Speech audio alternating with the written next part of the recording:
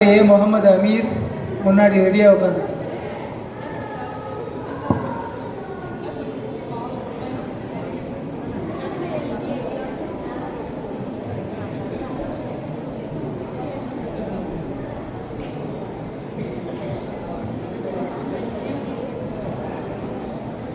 அஸ்ஸலாமு அலைக்கும் வரஹ்மத்துல்லாஹி தஆலா வபரகாத்துஹு.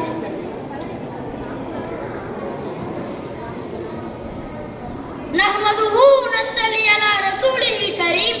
அம்மா பஅத் ஃபக்கத் قال الله تعالى في كلامه الكريم والفرقان المجيد. أعوذ بالله من الشيطان الرجيم. بسم الله الرحمن الرحيم.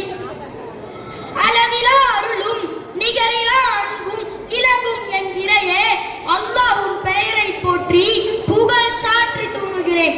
சாந்தியும் சமாதானமும் ஈருலக தூதர் எம்பெருமான் நபி ஸல்லல்லாஹு அலைஹி வஸல்லம் அவர்களின் மீதும் அவர்களை பின்பற்றி வாழ்ந்த உத்தம சத்திய சஹாபாக்கள் நல்லோர்கள் நம் அனைவரின் மீதும் உண்டாவதாக. ஆமீன். கண்ணியத்திற்குரிய விழாவின் தலைவர் அவர்களே, நடுவர் அவர்களே, ஆலிம்களே, பெரியோர்களே, தாய்மார்களே, உங்கள் அனைவருக்கும் என் அன்பு சலாம். அஸ்ஸலாமு அலைக்கும் வரஹ்மத்துல்லாஹி தஆலா வபரகாத்துஹு. கலாச்சார சீரழிவுகளும் காமில் நபியின் போதனைகளும் என்ற தலைப்பில் இங்கு பேச வந்திருக்கிறேன். அன்பானவர்களே, எத்தனை எத்தனை கலாச்சார சீரழிவுகளை இந்த சமுதாயம் சந்தித்திருக்கிறது. உணவில், உடையில் என அன்றாட பழக்க வழக்கங்களில் என அனைத்திலும் அன்பு நபியின் சுன்னத்துகளை விட்டுவிட்டு நாகரீகம் என்ற பெயரில் ஆரோக்கியமான வாழ்க்கை வழிமுறைகளையும் அழகிய இஸ்லாமிய பண்பாடையும் இழந்திருக்கிறது இந்த சமுதாயம்.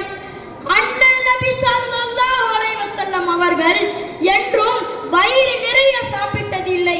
அரை வயிறு உணவு, கால் வயிறு தண்ணீர், கால் வயிறு காலியாக என்றுதான் சாப்பிடுவார்கள். ஹராமான முறையில் அறுக்கப்பட்ட பிராணிகளையும் ஹராமான பிராணிகளையும் சாப்பிட்டது இல்லை. ஆனால் இன்றோ ஹராமான முறையில் அறுக்கப்பட்ட பிராணிகளையும் ஹராமான பிராணிகளையும் சாப்பிடுவதும் துரித உணவுகள் எனும் ஃபாஸ்ட் ஃபுட், சைனீஸ் ஃபுட் என்று உணவின் நாகரீகம் என்ற பெயரில் ஹராமான பொருட்களை உணவில் கலந்து உணவிற்கு செயற்கையான சுவையை கூட்டி வயிறு நிறைய உண்பதால் ஆயிரம் ஆயிரம் நோய்களுக்கு மனிதர்கள் ஆளாக்கப்படுகிறார்கள்.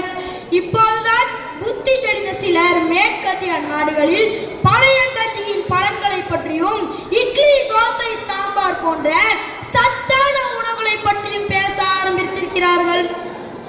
மனிதர்களுக்கு அழகை கூட்டத்தான் ஆடை, அவற்றை தூய்மையாகவும் கண்ணியமாகவும் உடுத்துவதற்கு வழிகாட்டினார்கள் காமில் நபி அவர்கள். ஆடைகள் கிழிந்தால் அதை தைத்து உடுத்துவார்கள் நபி ஸல்லல்லாஹு அலைஹி வஸல்லம் அவர்கள். ஆனால் இன்றோ நாகரீகம் என்ற பெயரில் ஆண்களும் பெண்களும் ஆடைகளை கிழித்துக் கொண்டு அரைகுறை ஆடையில் திணிவதும் ஃபேஷனாகி போனது. ஆண்களை கவர்வதற்காகவே ஆடை அணியும் பெண்கள், பெண்களை கவர்வதற்காகவே ஆடை அணியும் ஆண்கள் என்று ஆடை கலாச்சாரத்தை அலங்கோலப்படுத்தி விட்டார்கள் மனிதர்கள்.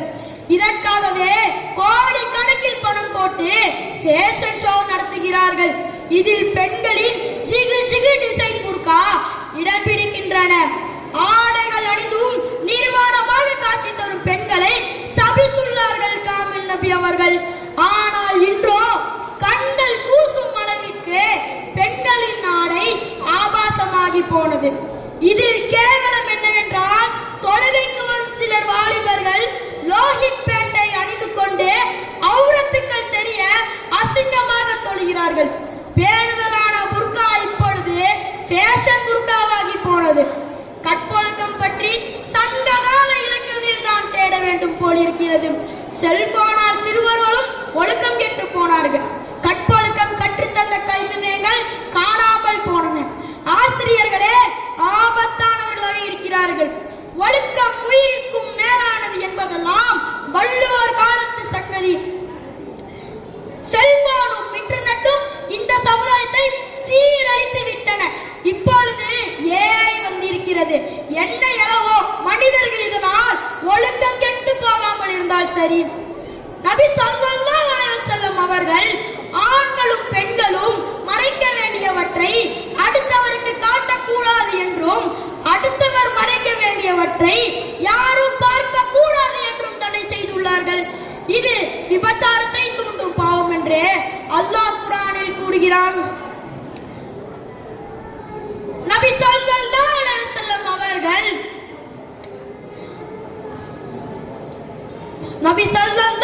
வஸல்லம் அவர்கள் ஆண்களும் பெண்களும் மறைக்க வேண்டியவற்றை அடுத்தவருக்கு காட்டக்கூடாது என்றும் அடுத்தவர் மறைக்க வேண்டியவற்றை யாரும் பார்க்க கூடாது என்றும் தடை செய்துள்ளார்கள். இது விபச்சாரத்தை தூண்டும் பாவம் என்று அல்லாஹ் குர்ஆனில் கூறுகிறான். முரு அவுலாதக்கும் பிஸ்ஸலாத்தி வஹும் அப்னாஉ சப்அ சினீன வதுரிபுஹும் அப்னாஉ அஷர சினீன். உங்கள் குழந்தைகள் 7 வயதை அடைந்தால் அவர்களை தொழுகச் சொல்லி ஏவுங்கள். அவர்கள் 10 வயதாகி தொழுகவில்லை என்றால் அடியுங்கள். சற்று நிதானமாக சிந்தித்து பாருங்கள். இன்று எத்தனை பெற்றோர்கள் தம் பிள்ளைகளை பள்ளி வாசலுக்கு அழைத்து செல்கிறார்கள். மக்தப் மதரசாவிற்கு வந்து ஈமானிய பாடம் படித்த இளவல்கள் இப்பொழுது செல்போனால் மூழ்கி கிடக்கின்றன. பள்ளி வாசலுக்கு வரும் முஸ்லிம்களோ முழு ஃபாத்தியா சூரா கூட ஓத தெரியாதவர்களாக இருக்கிறார்கள். பள்ளிவாசலுக்கு வரும் முஸ்லிம்களோ முழு ஃபாத்தியா சூரா கூட ஓத தெரியாதவர்களாக இருக்கிறார்கள்.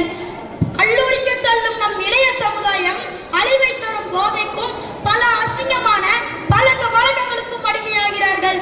அன்பானவர்களே, காமில் நபி அவர்கள் கட்டமைத்த இந்த பண்புள்ள சமுதாயம் அனைத்து நிலைகளிலும் சீர்கெட்டு போய்விட்டது.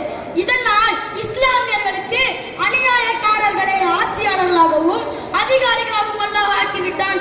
இந்த சீரழிவுகளை நாம் சீர் செய்தால் இன்ஷா அல்லாஹ் நாம் தான் வெற்றியாளர்கள். எல்லாம் வல்ல அல்லாஹ் அப்படிப்பட்ட நல்ல நிலையை நம் அனைவருக்கும் தந்தருள்வானாக ஆமீன் என்று கூறிய உரையை நிறைவு செய்கிறேன். வாஹிர் தஅவானா அல்ஹம்துலில்லாஹி ரப்பில் ஆலமீன். அஸ்ஸலாமு அலைக்கும் வரஹ்மத்துல்லாஹி.